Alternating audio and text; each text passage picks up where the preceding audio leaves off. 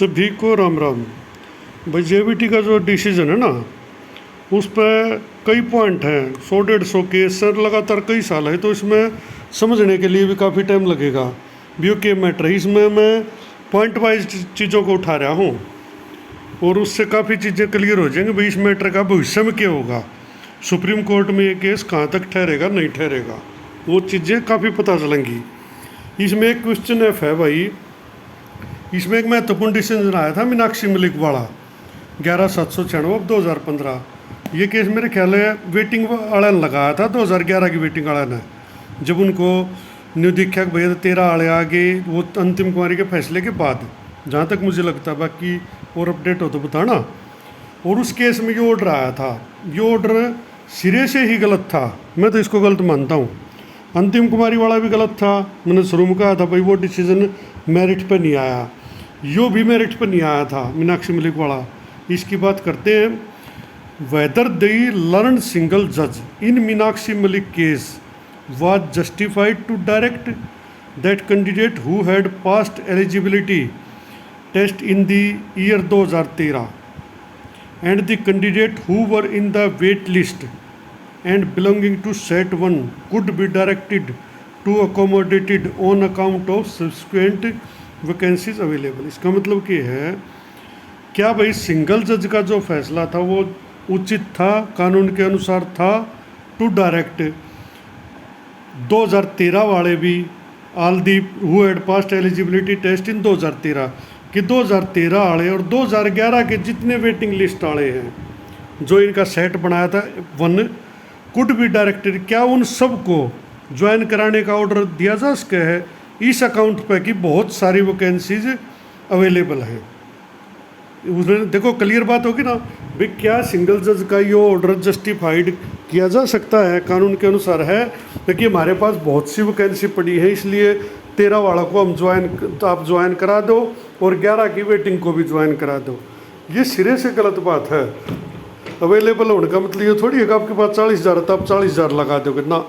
इस ऑर्डर को high court की डबल बेंच ने अब सेट असाइड कर दिया है और इसी के आधार पर 13 वाले ज्वाइन हुए थे, which would thus be in excess of ones which had been notified in the advertisement 2012 dated 8/11/2012। यानी कि उन्होंने कहा कोर्ट ने, डबल बेंच ने, अब अगर इस ऑर्डर के अनुसार कार्रवाई करते हैं तो जो 2012 है उसकी जो एडवर्टाइजमेंट आई 8/11/2012 को, उसमें जो एडवर्टाइज पोस्ट थी 9870, उससे ज़्यादा होंगी पोस्ट वुड बी एक्सेस, और एक्सेस आप जा नहीं सकते, ये इन्होंने कह दिया। अब ये सवाल पूछा कोर्ट ने, अब एक ये क्वेश्चन बना है कि उसने कैसे ऑर्डर दे दिया यो।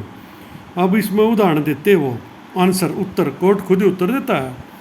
It is a matter of record that the total 9870 number of vacancies are advertise. भाई रिकॉर्ड में है 9870 पोस्ट निकाली गई, 8763 rest of Haryana ROH and 1107 Mewat district cadre. ठीक है।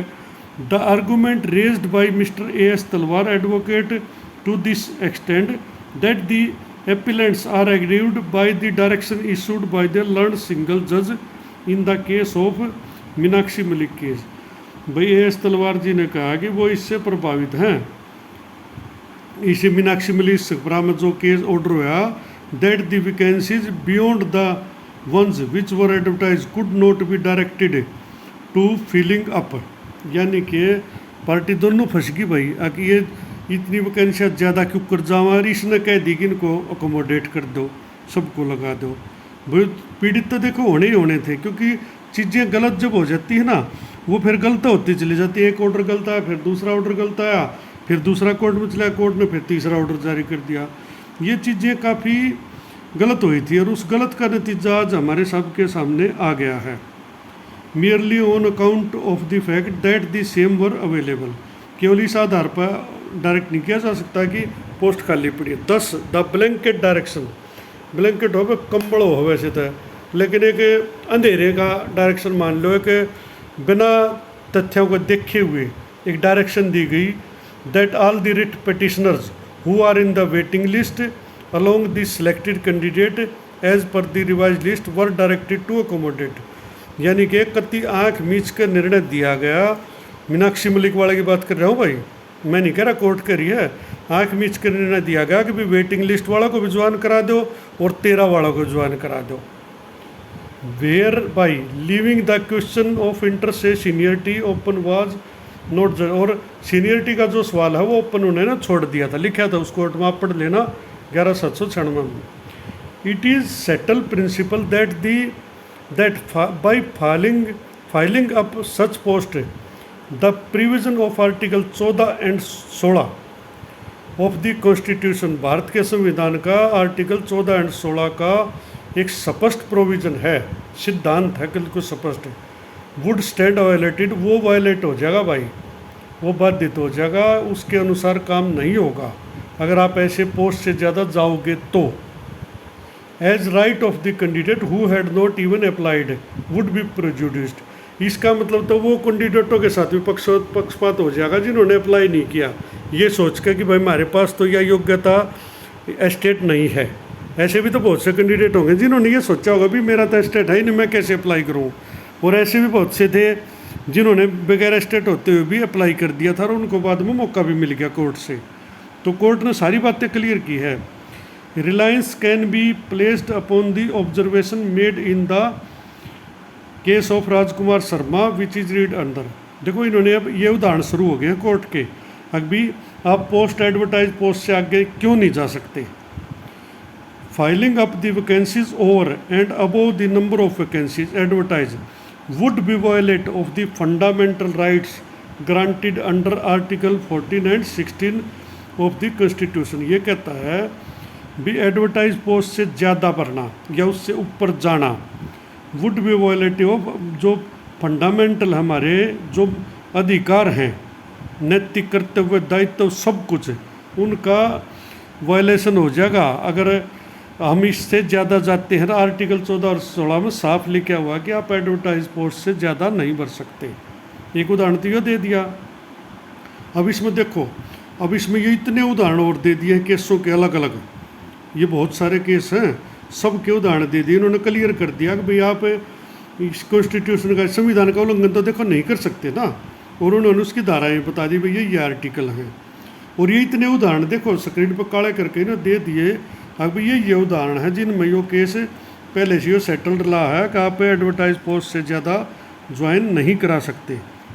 Similarly in Rakhi Ray and others versus the high court of Delhi, यो एक और केस है। इसमें क्या कहता है, it was held that recruitment of candidate in excess of notified vacancies would amount to change in selection process. यानी ये क्या है, recruitment of candidate in excess of नोटिफ, यानी जितनी एडवर्टाइज पोस्ट उससे ज़्यादा कर्मचारियों की भर्ती करना या उनको ज्वाइन कराना वो सिलेक्शन प्रोसेस में चेंज माना जाएगा। और आप एक बार जो प्रक्रिया शुरू होगी उसमें आप चेंज नहीं कर सकते।